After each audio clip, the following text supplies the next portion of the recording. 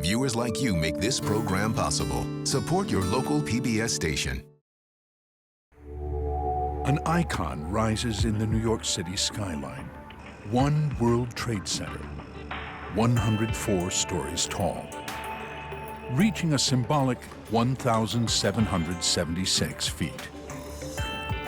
It's been an epic journey, filled with troubling problems and innovative solutions. We're really at the cutting edge on everything at this site. This building is not a skyscraper. It's taller than a skyscraper. This is in another league. For architect David Childs, it's the challenge of a lifetime. We knew this building would have all eyes on it, and it needed new technical advances that would set the path for other buildings in the future. Next door is the 9/11 Memorial, to honor those who died in the worst terrorist attack in American history. Future generations need to understand what took place at this site. And 70 feet below ground is the 9/11 Museum. The role that this museum plays is really to punctuate what that day means for you.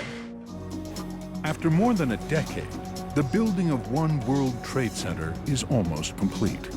It is very important that we did rebuild. It gave us a chance to rebuild better. We have the DNA of strivers. That's part of the American character. And so there's this desire to rebuild tall again. It's the birth of an icon. But will it live up to its promise to be beautiful, safe, and ahead of its time? Ground Zero Supertower, next on Nova.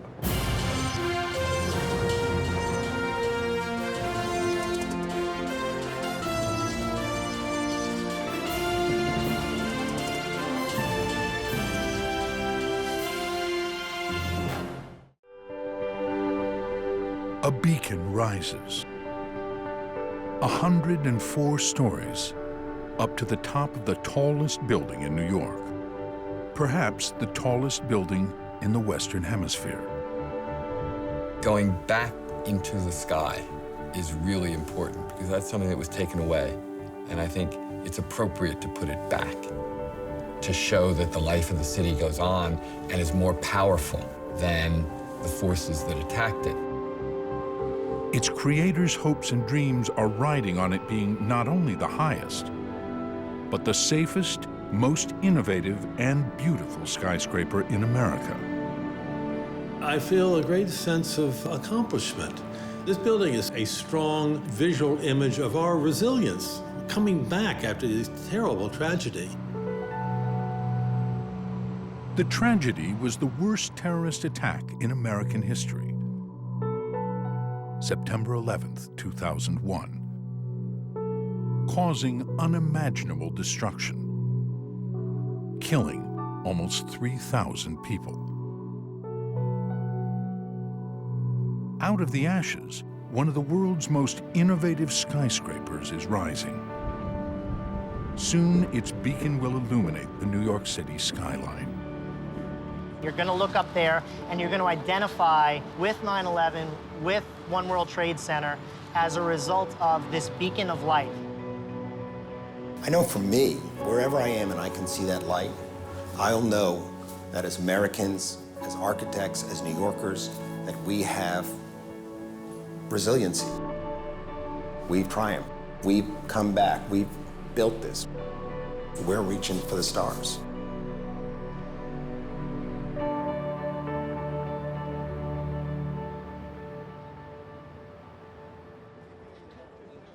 It has taken over a decade to lift this beacon a symbolic 1,776 feet to the top of One World Trade Center. But it is just one of the many challenges architects and engineers have faced on this 16-acre construction site, known as Ground Zero. Today, it is bustling with activity, from hundreds of feet in the air to 7 stories below the ground. 12 years ago, people thought nothing would ever happen here. 4 years ago, people think nothing was happening here. And now, people know that this site is back. When complete, the site will include a train station to rival Grand Central, 6 new towers, and at its heart, the 9/11 Museum and Memorial, built in the footprints of the twin towers of the World Trade Center that once stood here and were destroyed in the attack. We owe it to those that didn't get to come home. We didn't coach another Little League game. We didn't get to see their kid get married. That's why we're doing it. And so, as the Port Authority of New York and New Jersey build this super tower, safety is paramount, and a new approach is required. Back in their day, the Twin Towers were considered state-of-the-art. They employed a unique steel structure that allowed for wide-open floor spaces, where up to 40,000 people went to work each day. But decades later, these marvels of engineering proved vulnerable in a way no one had foreseen. Architect David Childs watched the events of 9/11 unfold from his office in downtown Manhattan, where at 8:46 a.m., the North Tower was struck by an airplane. Then, the South Tower is hit. Both buildings are in flames. I remember walking up to a window, and a young man turned to me with tears coming down his face, and he said, "Will they fall down?" And I said, "No," right away, because I knew that if they hadn't been knocked over, they wouldn't fall down. The fire would be put out. Never has a steel structure building in the history of steel structured buildings ever fallen down for the reasons of fire. Never before had a steel structure under fire absorbed the loss of such massive columns from an impact. At 1,800 degrees Fahrenheit, it's hot enough to weaken the steel structure. The North Tower stands for an hour and 42 minutes. The South Tower for only 56. Finally, the steel gives way to the heat. The floors start to sag. The perimeter steel columns buckle. The Twin Towers do the unthinkable. They collapse. Nearly 3,000 people die.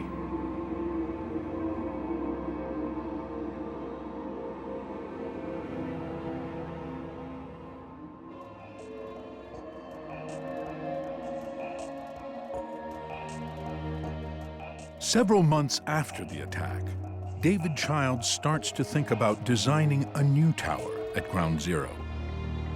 It is the challenge of a lifetime, to come up with a building strong enough and safe enough to be built on this site. Safety has always been a measure of how buildings are built. Go to Florence. Some of the great buildings of Florence are all about defense.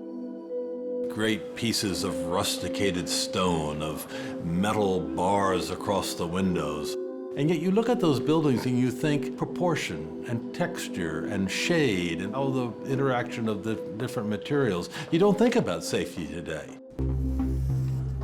Childs hopes to achieve the same balance through innovation. We needed to investigate and invent new ways to show how buildings could be built in the future. So this building must look forward in terms of new technology, new inventions. How do we make the ideal building of the future look forward? As he looks for ways to answer this question, Ground Zero is in ruins. Rescue workers are desperately searching through the rubble for the remains of those who were still unaccounted for. When beneath more than 1 million tons of debris, engineers discover another disaster waiting to happen. The site is at risk of being inundated by the Hudson River, only a few hundred feet away. Many people aren't aware that this site at one point was underwater. It's landfill. Over time, docks and wharves and landfill slowly increased the tip of Lower Manhattan. What this means is that the site that was occupied by the World Trade Center is literally in water. To build the world's tallest towers on land like this, engineers had to find a way to keep the river out. They came up with an ingenious idea. This entire complex was built inside what we call a slurry wall. The slurry wall encircled the World Trade Center complex like an enormous bathtub. A bathtub where the World Trade Center site was built within, and it essentially kept out the Hudson River, it kept out all the wet soil surrounding the site.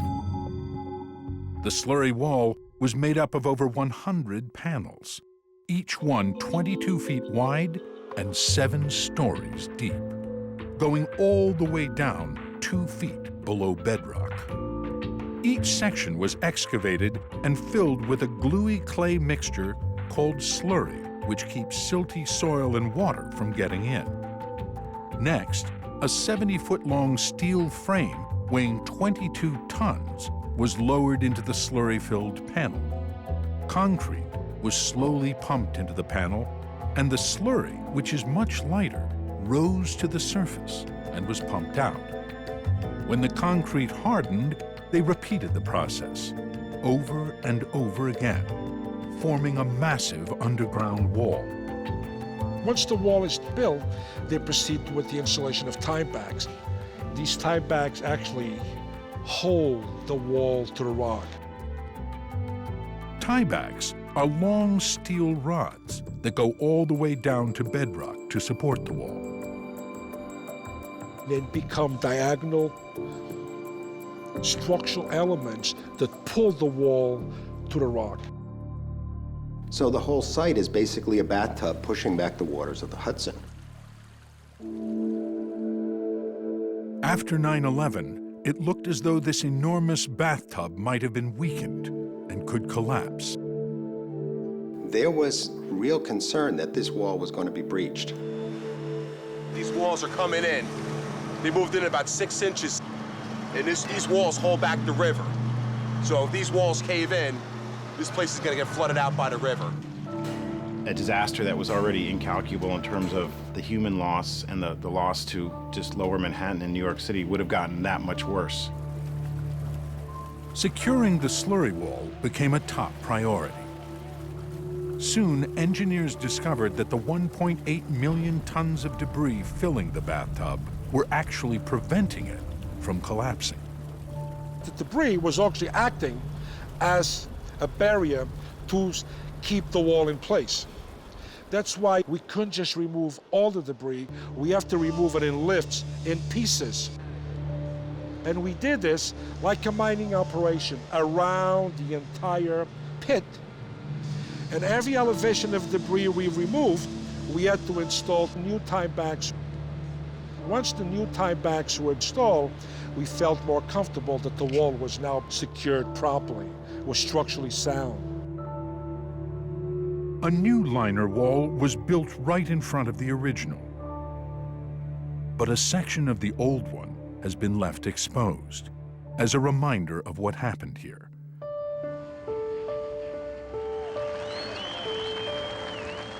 The very last piece of steel to be removed from the site, the last column, was removed on May 30th of 2002, and it signified the end of the recovery period. The recovery period is over. The slurry wall secured. Nearly 2 million tons of debris removed. Now, the site is empty. There is a gaping hole in the New York City skyline, and no one can agree on how to fill it. Everyone had a different idea and a different vision of what should happen there.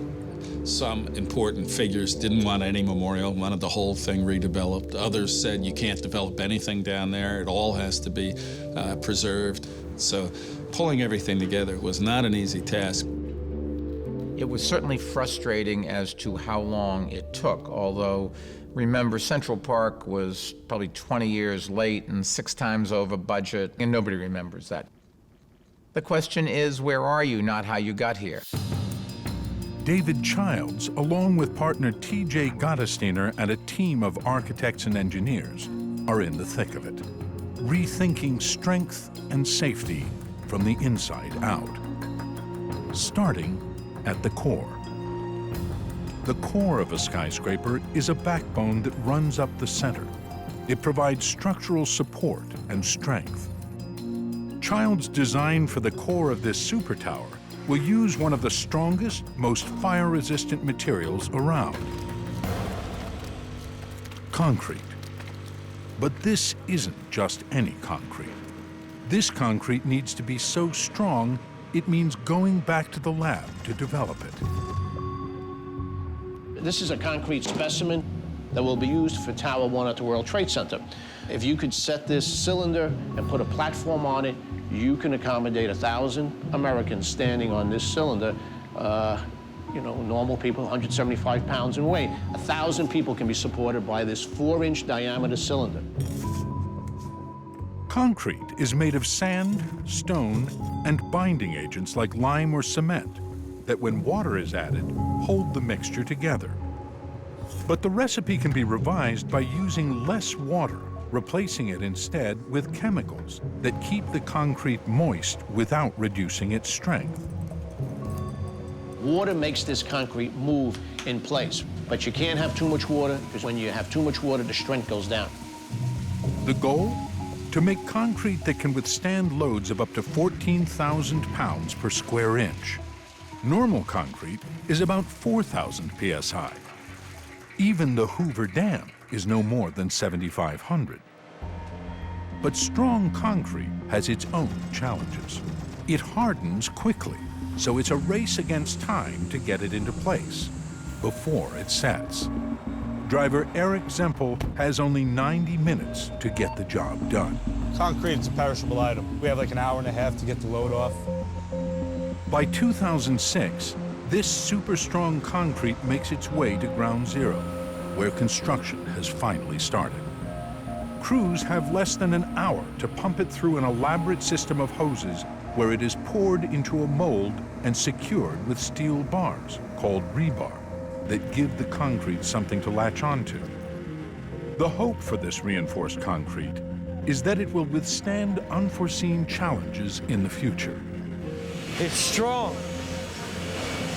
That's why I call it liquid steel. When finished, one World Trade Center will contain almost 500,000 tons of this liquid steel, much of it in its core, which has walls up to 6 feet thick. The outside of the core, this whole center spine of the building is out of concrete. The cores of the Twin Towers were compromised on 9/11 because they were made of steel wrapped in thin sheetrock. Where the planes hit, that sheetrock was not strong enough to take that punching shear. At the point of impact, the stairs were destroyed, leaving nearly 2,000 people trapped above, with no escape. That's why it's critical for one World Trade Center to have a super strong concrete core, well beyond existing building codes. Inside, the core protects a total of 73 elevators. Some can travel 23 miles an hour, making them the fastest elevators in the Western Hemisphere. The core also has staircases that are extra wide and pressurized to keep smoke out. When a door is open, that pressure goes out, keeping the smoke away from it. And that's a very effective thing. Smoke is a real killer. One World Trade Center's concrete core is designed to avoid the tragedy of 9/11, where 2/3 of the victims died because they couldn't get out of the building. And nothing will remind us of that more than the 9/11 Memorial and Museum being built next door.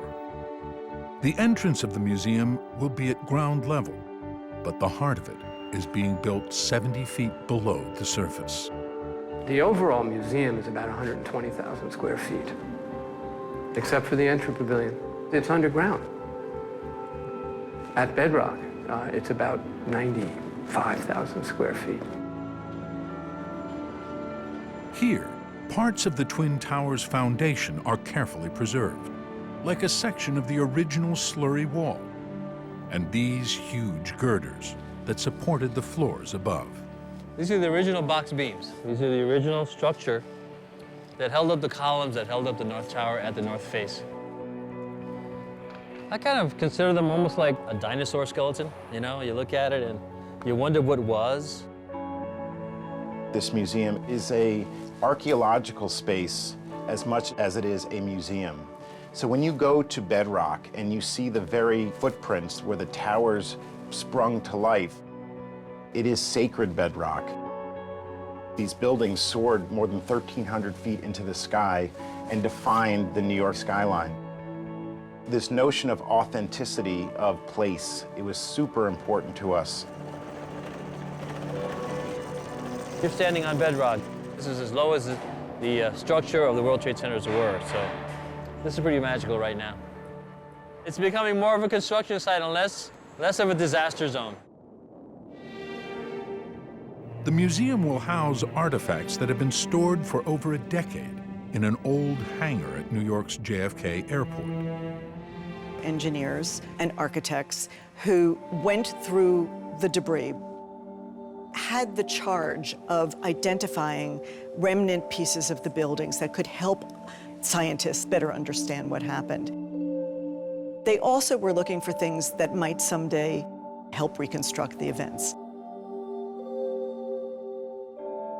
In twisted steel and broken beams, the full scale of what happened on 9/11 can be witnessed. This material filled an 80,000 square foot airline hangar. What was in that hangar represented less than 1% of what was at the site, and it filled it to capacity. So just walking into the hangar, you had a sense of just the enormity of what had happened. Some of these artifacts are so large, they are brought on site before the museum is finished, so it can be built around them. Like these 7-story tridents.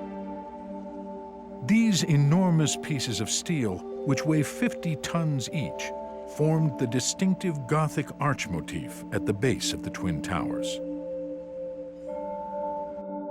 So many tridents survived the attack, their silhouette has become a symbol of strength. In 2010, 2 were brought on site and set in place.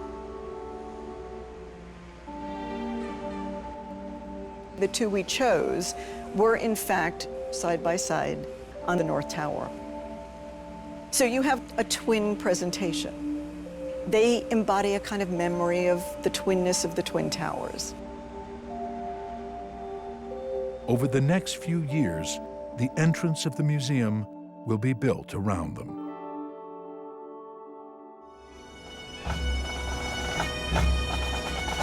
Almost 1,000 artifacts from September 11th will be on display at the museum.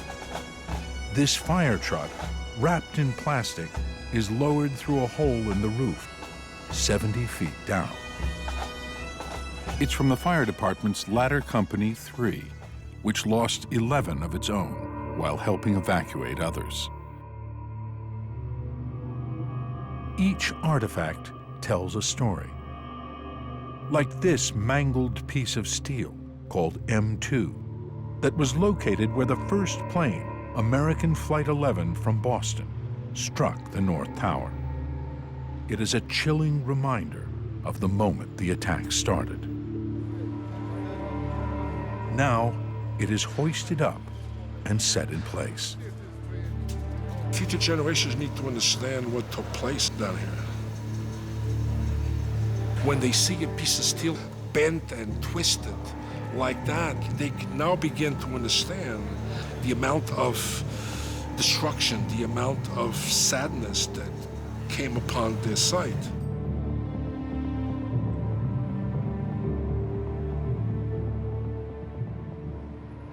Next door, at One World Trade Center, a one-of-a-kind structure is taking shape.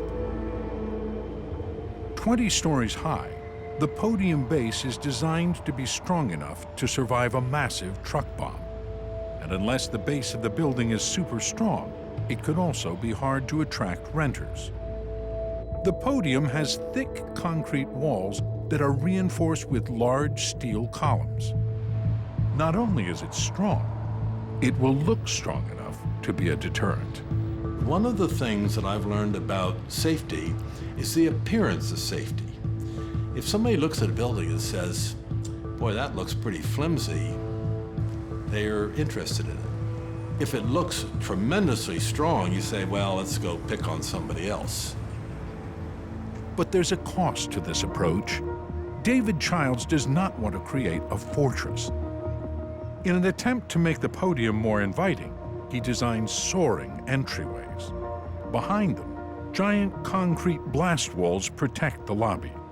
But Italian marble will hide their true purpose, and large openings will allow sunlight to stream in. Because of the nature of the destruction that was here before, you don't want to give the impression that this is a place of refuge and of fear. You want it to be a sense of openness to it. This building needs to appear open. So he decides to cover the podium with a kind of glass that reflects light like a prism. The glass will have to be cut in a way that could compromise its strength.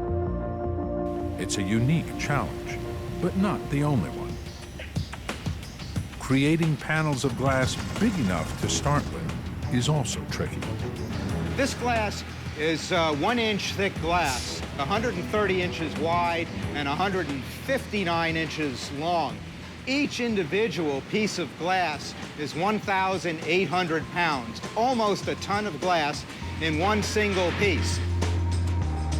To create these one-of-a-kind panels, they start the old-fashioned way. Take sand, combine it with other ingredients like lime and baking soda, and put it in a furnace at temperatures nearly 3,000 degrees. The intense heat turns the mix into liquid, which is then poured onto molten tin. The glass appears as a red line floating on top. On rollers, on a line almost 1/4 mile long, the glass cools and strengthens. But if conditions aren't perfect, neither are the panels. And you can hear that glass in the background just going down. So even though we look at this as a momentary disaster in our process, that told us what we need to do to make the correction in an engineering sense. At the end, it's cut into those large panels. Next, these enormous panes of glass are placed on ships and sent halfway across the world to China, where they design special machines to cut grooves into the glass. But will it hold up? For such a high-tech product, the test is simple and revealing. 3, 2, 1. It's no surprise that it breaks, but it's designed to stick together like safety glass. 3, 2, 1. Instead, it shatters into dangerous shards. All right, as you can see, the debris are pretty big. Something like that would fall on your head that would not be pleasant. You know? So this is why we do these kind of tests. When the results reach New York, the news is heartbreaking. This building is David Childs' legacy. He needs to find a new solution for the podium glass that will be both safe and beautiful.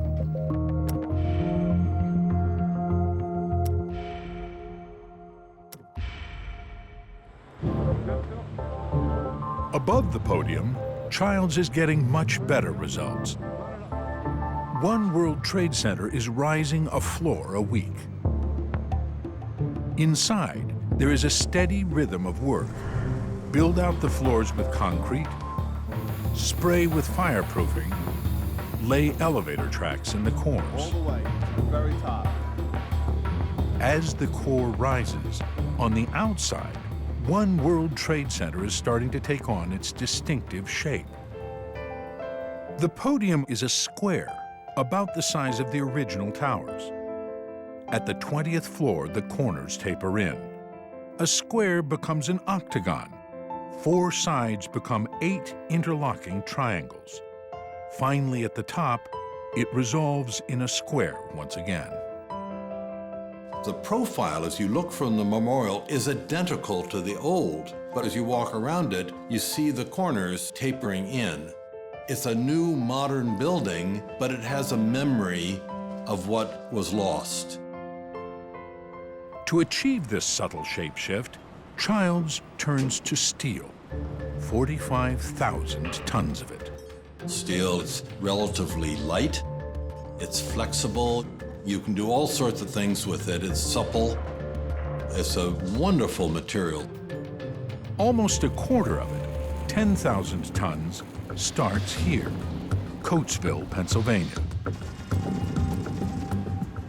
One World Trade Center is designed to be a certified green building. Steel contributes to that because much of it comes from recycled materials like old refrigerators, cars, even toasters, all melted down into liquid.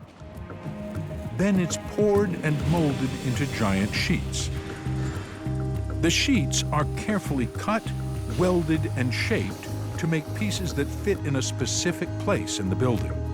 Some of the largest are called nodes. They can be as large as 60 tons and stand 3 stories high. Nodes are giant joints that hold multiple pieces of steel together.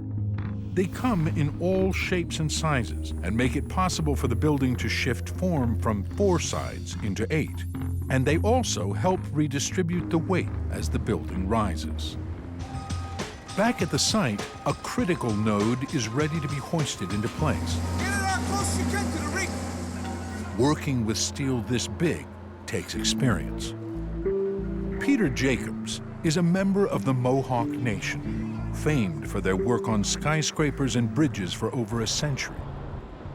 He is a 5th-generation ironworker, a member of an elite group called the Raising Gang. Their work starts at the base of the building, where they move giant crane hooks called chokers into place. 2 cranes lift the massive 40-foot-high node hundreds of feet up as the Raising Gang guides it into place. It's a dangerous job, Connect. It's the most dangerous job out of all of them. If you ain't got the heart, that's the whole key to it. Right in there. The work of the Raising Gang hasn't changed since steel frame construction began over a century ago. Neither has the next gang to take possession of the massive node. The Bolting Gang. Their job, to mercilessly pound and bolt the node into place.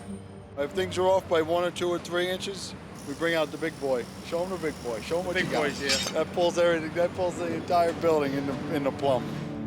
It's the plumb-up gang that makes sure every column is perfectly plumb, perfectly vertical. It's a game of less than inches. It's a game of quarter inches. The plumbness of a building is critical. Our tolerance is probably 1 inch on a column, and we try to keep everything even within a ½ inch of where it's supposed to go. So it's quarter inches and 8ths and 16ths. It's not inches. The slightest mistake, and the building will tilt. Finally, the welding gang completes the join. When you first start walking the steel, you're like, all right, looking around you, look how high up I am. But after a while, you're focused on your work. You really don't think too much that you're 700-800 feet in the air. A steel worker's nerve leads the way up a super skyscraper. Story after story, the steel goes up. The concrete core, which gives One World Trade Center its strength, follows several stories behind. Until the core catches up, the steel frame needs stability. To solve this problem, Larry Davis at DCM Erectors comes up with a novel idea. We saw this great big space and we said, well, maybe we can put something in here. So Davis puts cargo containers between the steel beams and outfits them with tables and chairs where construction workers go on breaks. He calls them hotels. We built like a little city where we have washrooms, workstations. even a subway shop where crews go for lunch. To go to the top with some of the hoists took a substantial amount of time, especially with 1,200 workers each and every day, moving around throughout the building, up and down. With only a half hour for lunch and up to an hour's commute from the top of the building to the base, the hotels are a real time saver for workers.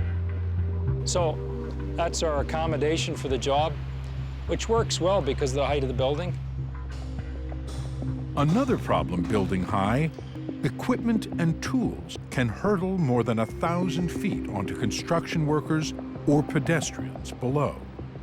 To prevent this from happening, Davis designed a fireproof, steel-framed net that covers the exterior of the top floors of construction. The cocoon system provides tremendous worker safety and prevents anything from coming off the building. The hotels, 2 cranes, and the cocoon climb the super skyscraper in unison. We can climb the crane in 2 hours, and we can climb all the hotels in 4 hours, and the cocoons climb in about 6 hours. As One World Trade Center makes its way into the New York City skyline, right below, another extraordinary structure is taking shape, the 9/11 Memorial, the vision of architect Michael Arad. This design calls for 2 pools in the footprints of the original towers, surrounded by a forest of trees. It was an idea that was just in my head, and then on a piece of trace paper, and then eventually I ended up building a small fountain on my rooftop. He calls it reflecting absence. Using the footprints of the 2 towers as the starting point for the memorial is actually very powerful symbolism. Where there was presence, there is now absence. Where there was solid, there is now void. Each pool is 30,000 square feet. You could not imagine the scale of it unless you're looking at it right here. They are lined with granite from a quarry in Virginia. Almost 5,000 tiles must be laid in a specific order, so there is a continuous pattern to the grain. Just look at that stone. If you could just imagine the lines not being there, it looks like one stone. Look at how that grain just flows. It's almost as though this stone is a continuation of this stone. The adjacent piece looks like it belongs next to it. When the pools are complete, 52,000 gallons of water will cascade over the walls every minute, drop 30 feet, and disappear into a second inner pool. We didn't want to create a torrent. This is not about being behind Niagara Falls. It was always about creating something that is gentle yet persistent. And then the question is, how do you make that idea take shape? The solution arrives on site. It's called a weir. Weirs are normally used to alter the flow of rivers to prevent flooding. But here they need to move water into the shape of an architect's vision. The weirs are there to push it outward just far enough to give it a gentle arc, to make it fall in a neat cascade. Now in place, the weirs are ready to be tested. It's time to turn on the water. Workers carefully watch as water starts to flow through the system into the troughs by the side of the pool. Things are holding pretty good, so we're gonna go ahead and let it go over. What's this coming over there? It's starting to go over here, too. Yeah, yeah. That wall, that looks, the wind is doing There it. it goes. It's beautiful. It's moving. I am at a loss for words.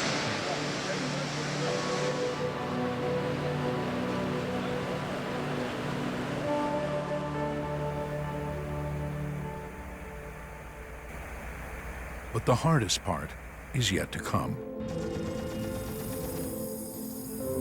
In Dover, New Jersey, powerful water jets engraved the names of the 2,982 individuals whose lives were lost on 9/11. The names are not listed alphabetically, but by the locations where individuals died. The South Tower, the North Tower, Flights 11, 93, 77, 175, and the Pentagon. First responders and those who died in the 1993 attacks are also grouped together. It, in essence, does tell the story of what happened, largely by the way in which the names are arranged. So when you go, you'll actually be able to sort of peel back and understand the story a little better. 50% of the folks that are on the memorial, no remains were found. And so this is going to be, for many families and many loved ones, the place that they'll go on those special days, the birthdays, the anniversaries. Unfortunately, this is their final resting place.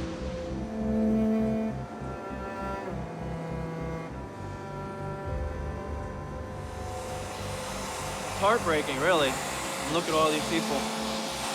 You know, the pain them and their families endured.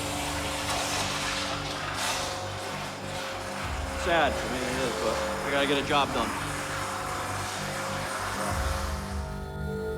As 152 bronze panels are carefully etched, hundreds of trees are being prepared to be taken to their new home, Ground Zero. They originally come from the three places where people died: New York, Pennsylvania, and the Washington, D.C. area. They will become part of an 8-acre forest on the Memorial Plaza. Beneath the plaza, a complex irrigation system has been devised to bring water and fertilizer to each and every tree.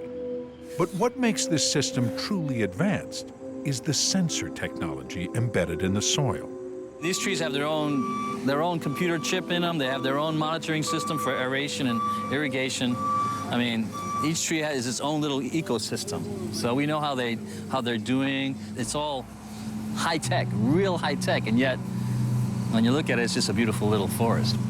16 trees weighing 18,000 pounds each are being hoisted and prepared to move. It's a magical time today. There's nothing like planting a tree.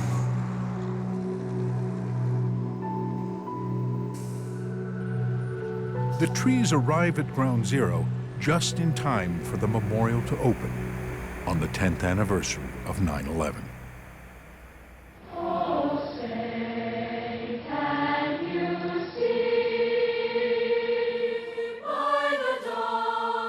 The memorial is a place of reflection and remembrance, and there's something positive in that out of such tragedy, we were able to do something that is really beautiful.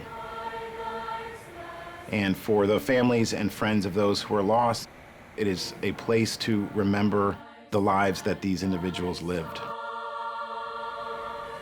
One of those individuals, David Berry, was on the 93rd floor of the South Tower when it collapsed.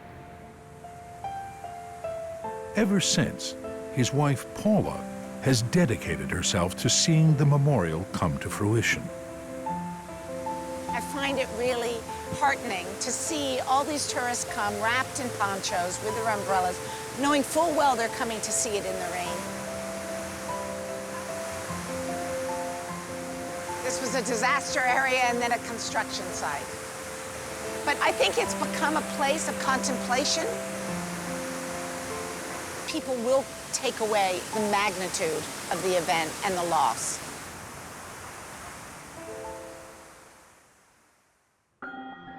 By the 10th anniversary in 2011, the Supertower had reached 80 stories, and huge panels of glass were starting to cover the exterior. Over the next several years, these enormous panes of glass, called the curtain wall, will make one World Trade Center impermeable to the elements of its surroundings, except for one: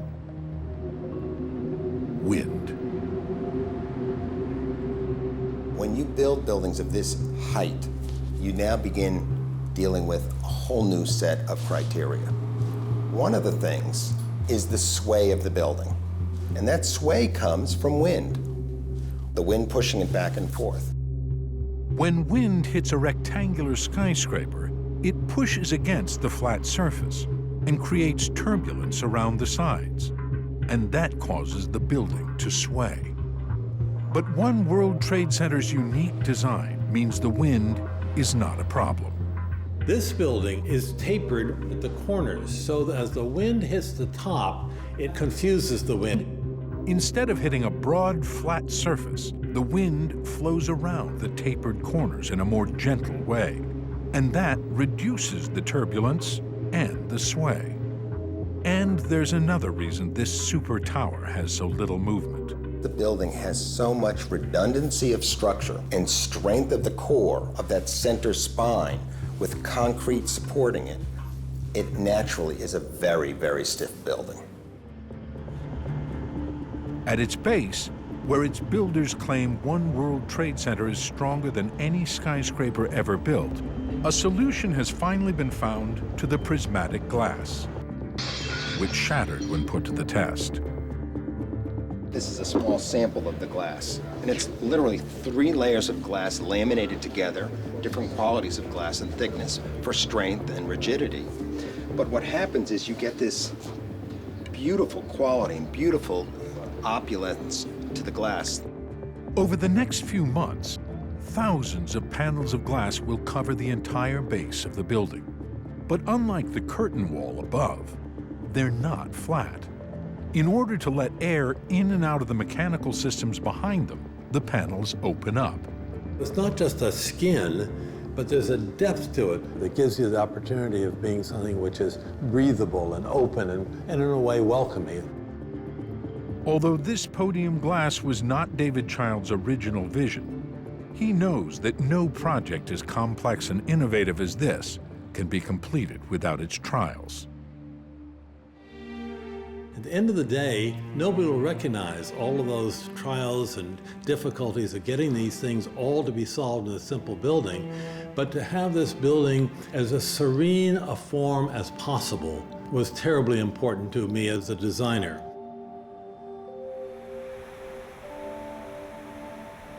By the summer of 2013, the 9/11 Museum is also on its way to completion, scheduled to open in several months. Wow, this is so different from when I was here last. It really is beginning to look like a museum.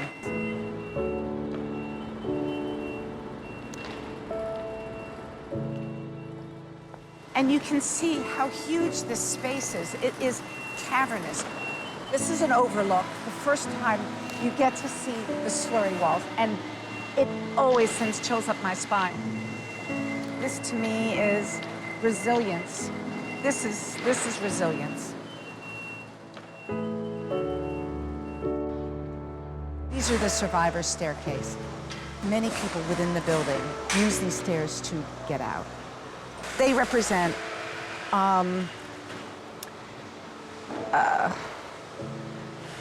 they represent those people who were saved.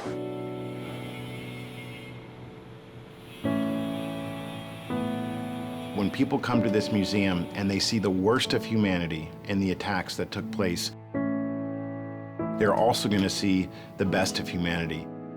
The first responder vehicles that we have in this museum, they are so powerful because they tell the story of the sacrifice and selflessness of so many. And I think for our children, for people from around the world, knowing that, it's a comforting thing. Just before winter descends on the New York harbor, a barge makes its way down the Hudson River, past the Statue of Liberty. It is carrying precious cargo. The first 9 sections of the One World Trade Center spire. It has taken a month for them to make their way from Quebec to their final destination, Ground Zero.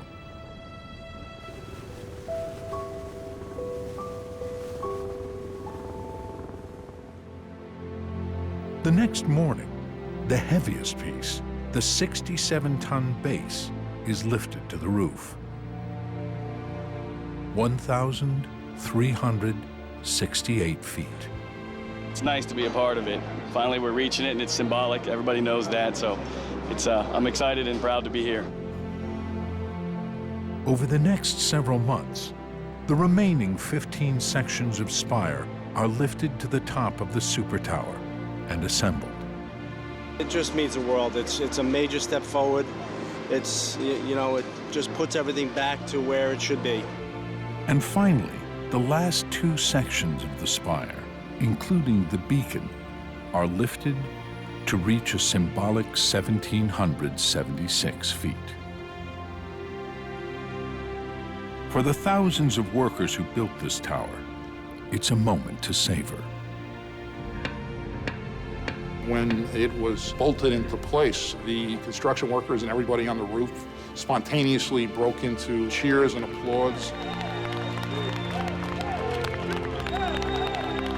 It was a breathtaking moment. On the 12th anniversary of 9/11, construction at One World Trade Center is almost finished. Ground Zero is nearing completion. The end is in sight. Yeah, it's going to be one hell of a landmark, you know? Because you can go back, point it out to your kids or your grandkids someday and say, I worked on that, I helped build that building, you know? Already people are visiting here from all over the world. Soon, they will work here. Life has returned to Ground Zero.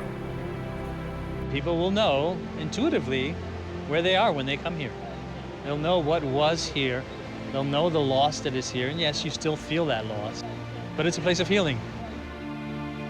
In years to come, this sacred ground will take on new meaning that we can't now foresee. But the way Ground Zero has been designed and built makes one thing certain. What happened here will never be forgotten.